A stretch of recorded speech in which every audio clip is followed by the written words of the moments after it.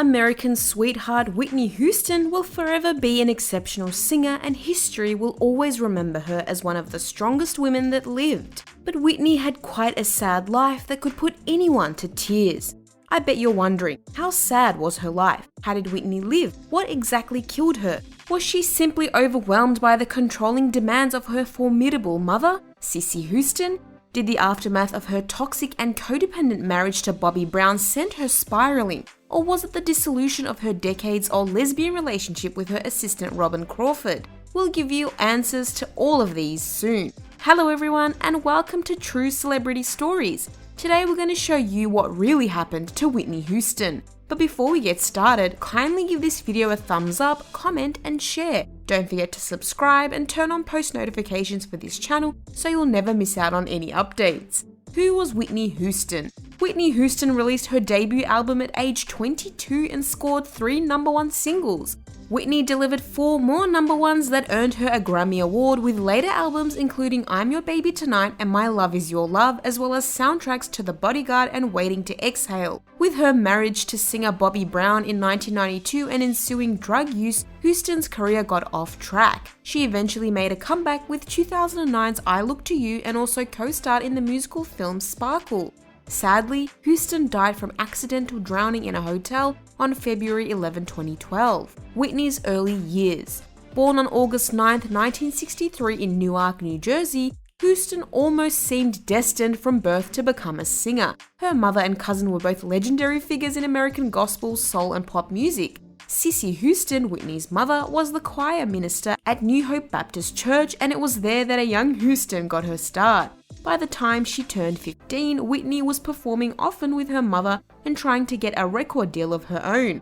Around the same time, she was discovered by a photographer who was awed by her natural beauty. She soon became an extremely sought-after teen model, one of the first African-American women to appear on the cover of 17 magazine, but music remains Whitney's true love. When she was 19, Houston was discovered in a nightclub by Arista Records' Clive Davis, who signed her immediately and took the helm of her career as she navigated from gospel to pop stardom. In 1983, Whitney made her debut on national television, appearing on The Merv Griffin Show to sing Home from the musical The Wiz.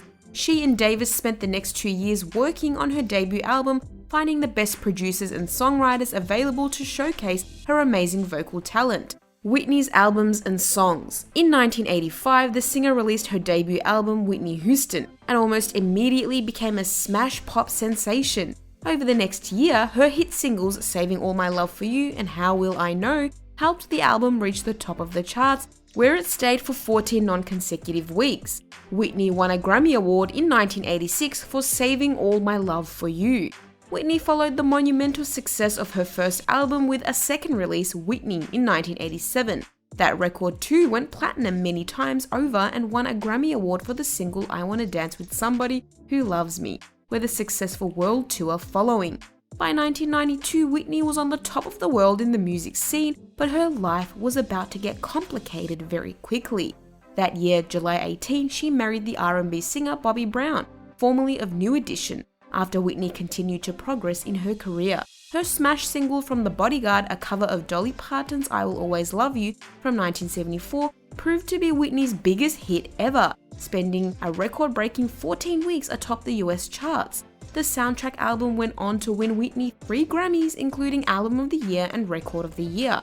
In 1998, Whitney released My Love Is Your Love, her first non-soundtrack studio album in many years, and it earned her another Grammy for the single It's Not Right But It's Okay. Despite her troubled relationship, Whitney was still celebrated as a singer, being named the most awarded female artist of all time by Guinness World Records in 2006, after almost a decade of struggling with her personal life.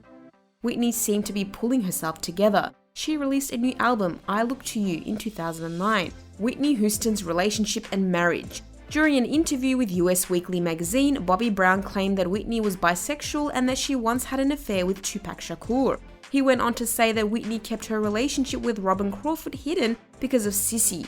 Whitney's mother couldn't condone a bisexual relationship, as she once told the talk show queen Oprah Winfrey. Houston and Crawford first bonded while they were teenagers working at a community center in East Orange, New Jersey.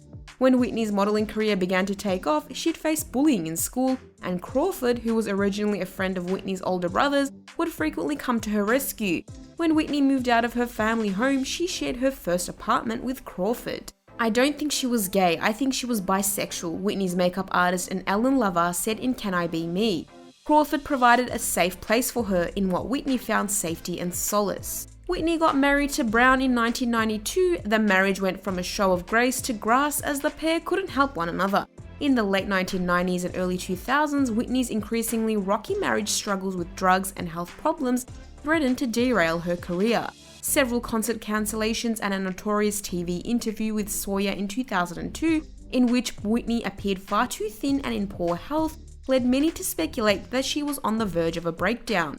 In 2004, when production began on the TV reality series Being Bobby Brown, Whitney received substantial airtime. The show aired during the worst years of the couple's crumbling marriage. Drug use, lifestyle excess, and bad behavior were all caught on tape, and Whitney's reputation sunk to new lows. Over the next years, Whitney attempted to repair her marriage and break her drug habit, but after several relapses, her mother had to step in. As Whitney explained to Oprah Winfrey in 2009, "My mother walks in with the sheriff and she says, 'I have a court injunction here. You do it my way or we're not going to do this at all. You're going to go on TV and you're going to retire. And you say you're going to give this up because it's not worth it.'" Eventually, Houston took a break from her career, divorced Brown in 2007, and won sole custody of their daughter Bobby Christina. Whitney's drug abuse. Supermarket tabloids did a brisk trade during the 1990s by peddling the idea that Whitney's life spiraled into addiction after she married Brown. She was the gospel-singing good girl, the church-going daughter of Cissy and a cousin of Dionne Warwick.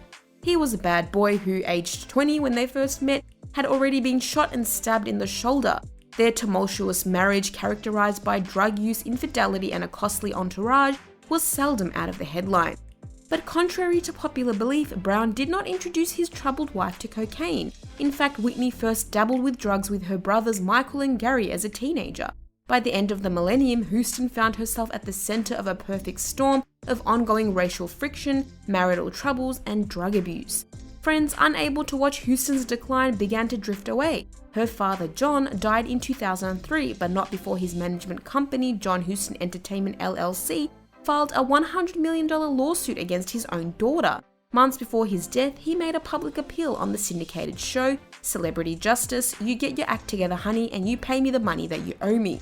Crawford's departure in 2002 prompted a new crippling dependency on crack cocaine and other substances. Robyn was the one who was keeping her together, says writer Alison Samuels. That's when drugs became so important to her. Whitney's death. From 1999 until the end of her life, which is a relatively long period of time, she basically withdrew from public life. It was a kind of miracle that she lived as long as she did. She went down and kept going. There was enough judgment. Her entire appearance changed. She lost all her teeth and her face changed completely. Houston died at the age of 48 on February 11, 2012 in Los Angeles at a Beverly Hilton hotel where a Grammy party was being held. Whitney had been seen out in the days before her death, including at one of the pre-Grammy parties. According to a report released by the Los Angeles County Coroner's Office on March 22, 2012, the official cause of her death was an accidental drowning. The effects of heart disease and cocaine found in her system were contributing factors as well. With her passing, the music world lost one of its most legendary stars. On January 31st, 2015, nearly 3 years to the date of her mother's death, Bobby Christina was discovered face down in a bathtub in her home by associate Max Lomas. After being hospitalized for 6 months, she later died on July 26, 2015.